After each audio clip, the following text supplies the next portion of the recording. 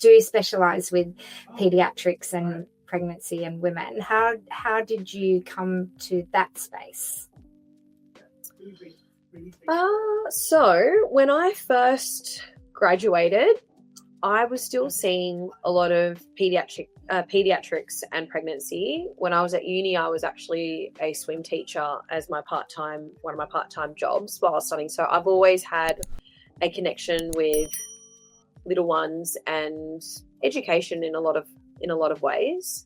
And then when you are typically starting out as a practitioner, especially in Sydney, you're not always going to be really, really busy. So one of the ways that I managed that was I just continued to throw myself into learning and upskilling so that I still was productive in one way or another. So while I was doing a lot of my neuro study, I was still seeing that populace of a little bit of everything, because at the time I was an associate, so I was working for other clinics, and ultimately like those clinics weren't overly specialized. So I naturally became the person that would often see pregnant patients and pediatric patients.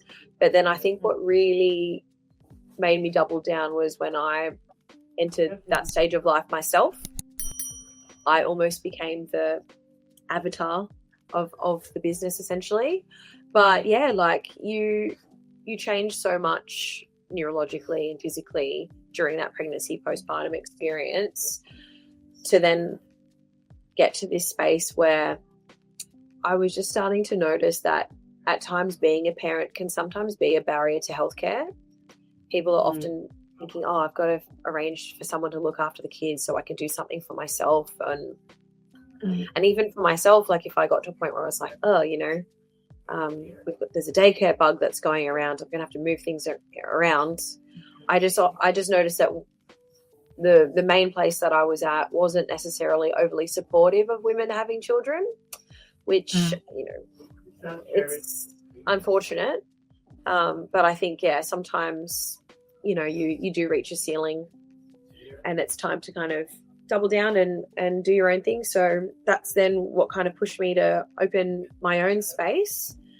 And then, I think it just all kind of felt, it was, very good timing, I must say.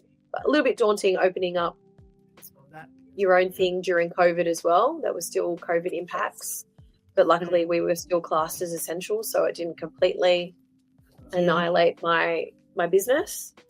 And then, that's then what made me span out to do things like Aquanatal, because I experienced that myself during pregnancy and I could really see the benefits. The accessibility wasn't really there. Currently, there's only 2 of us in New South Wales that provide that service. So, and to be honest, I always thought in my back of my mind, and I think it also connects to the whole swim teacher thing. I was like, I've always had this affair, also being water. This is such a great bridge to add this additional service that still ties into the people that we look after.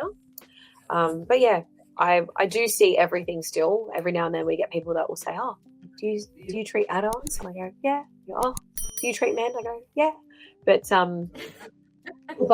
if I had, I'm sorry, but if I had all day, every day cross-fitting men in my practice and that was my complete patient load, I wouldn't have that same joy that I probably get to have now by seeing people that are, and to my cross-fitting patients that do listen to this, I still love you, but I see them in conjunction with all the other things. So it's a lovely balance that I have here, which is great. Yes.